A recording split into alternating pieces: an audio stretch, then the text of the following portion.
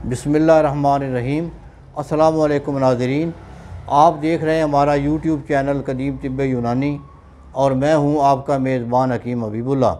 محترم ناظرین، ویڈیو شروع کرنے سے پہلے ہمارے چینل کو سبسکرائب کیجئے گا تاکہ وقت پہ آپ کو ہر ویڈیو مل سکے۔ محترم ناظرین، آج میں کشتہ شگرف کے متعلق بات کر رہا ہوں۔ پہلے بھی ہم نے چند شگرف کے 3-4 نسخے دیے ہیں، تو یہ ہم ایک سٹیپ بائی سٹیپ دے رہے ہیں تاکہ آپ کو بنانے میں، سننے میں، کرنے میں آسانی ہو۔ تو یہ جو کشتہ ہے یہ پچھلے کشتہ جات سے زیادہ تیز ہے۔ اس طرح ہم سٹیپ بائی سٹیپ دے رہے ہیں کہ آہستہ آہستہ آہستہ آہستہ انشاءاللہ اس سے آگے جا کر اور بھی اس سے بھی اچھے کشتہ شگرف کے کشتے ہم دیں گے، کیونکہ ہمارے پاکستان میں شگرف کو بہت زیادہ پسند کیا جاتا ہے، تو اور اس کے بارے میں بڑی بڑی کہاوتیں مشہور ہیں جی۔ تو بہرحال یہ بھی کشتہ ایسا ہی ہے، یہ ایک سینے کا راز تھا، بڑے قدیم نسخہ ہے، جب بڑا پرانا نسخہ آ رہا ہے ہمارا، تو یہ آج میں آپ کے سامنے اس کا اظہار کر رہا ہوں۔ تو سن لیں، نسخہ سن لیں۔ شگرف کی ڈلی لینی ہے آپ نے، اچھا شگرف ہو، 2 تولے کی ڈلی لینی ہے، 2 تولہ۔ جب یہ ہم وزن بتلاتے ہیں نا جی، 1 تولہ، 2 تولہ، 3 تولہ، یہ بالکل پنساری سے ویسے نہیں ملتا۔ یہ 1 ماشا کم ملے گا یا 1 ماشا 2 ماشا زیادہ ملے گا۔ اگر ایسا ہو تو کوئی حرج نہیں، لے لیں۔ ضروری نہیں کہ 2 تولہ بالکل ایگزیکٹ 2 تولہ ہی وزن ہو اس کا، نہیں، 1 ماشا کم ہو جائے یا ماشا 1.5 ماشا 2 ماشا اوپر چلا جائے تو کوئی حرج نہیں۔ تو یہ 2 تولے کی ڈلی لے لیں شگرف کی۔ اب ایسا کرنا ہے کہ سنبل فار لینا ہے 6 ماشے۔ سنبل فار کو باریک کر لیں اور اس میں انڈے کی سفیدی ڈالیں، دیسی انڈے کی سفیدی تھوڑی سی ڈالنی ہے تاکہ اس کا لیپ تیار ہو جائے، اس کی کریم مرم جیسی تیار ہو جائے۔ جب وہ تیار ہو جائے تو اس کو اس شگرف کے اوپر اس طرح چڑھا دیں، وہ ساری اوپر لگا دیں، اس کو دھوپ میں رکھ کے خشک کر لیں۔ اب ایسا کرنا ہے کہ کچلا لینا ہے آپ نے 1 پاؤ۔ اس کچلے کو چیک کرنے کا طریقہ یہ ہے کہ اچھے والا کچلا ہو، وہ اس کا دانہ مرا ہوا نہ ہو، اس کو کچلے کو پانی میں ڈال دیں۔ جو کچلے ڈوب جائیں گے وہ صحیح ہوں گے، اور جو اوپر تیر جائیں گے تو وہ صحیح نہیں ہوں گے، ان کو باہر نکال دیں۔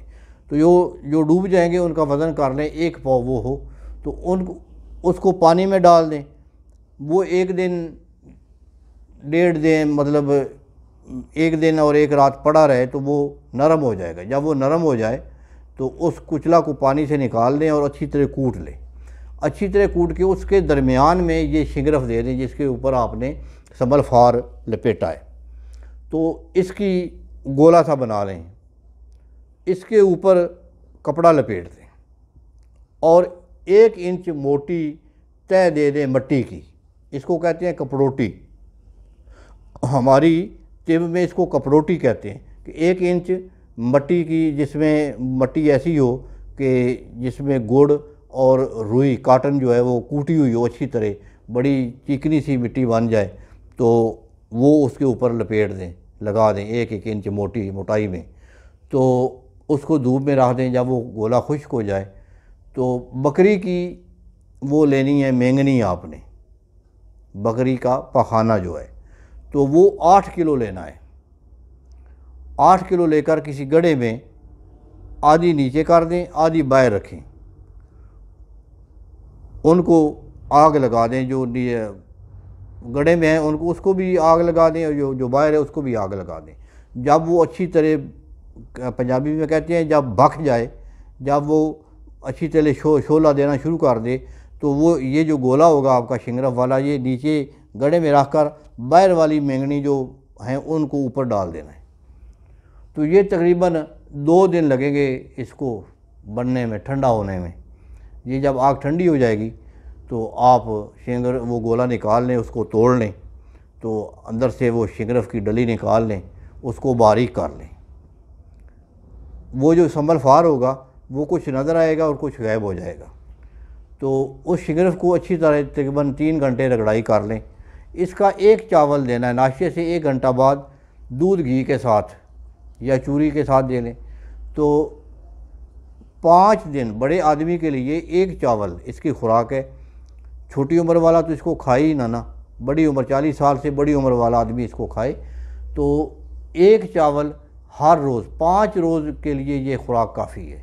تو انشاءاللہ اللہ مہربانی کریں گے، اعصاب میں بھرپور طاقت آ جائے گی، مردمی طاقت بحال ہو جائے گی۔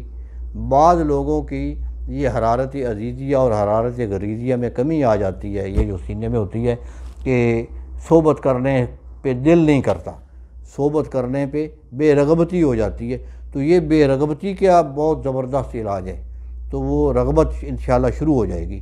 تو آپ یہ کریں، انشاءاللہ بڑا فائدہ ہوگا۔ السلام علیکم۔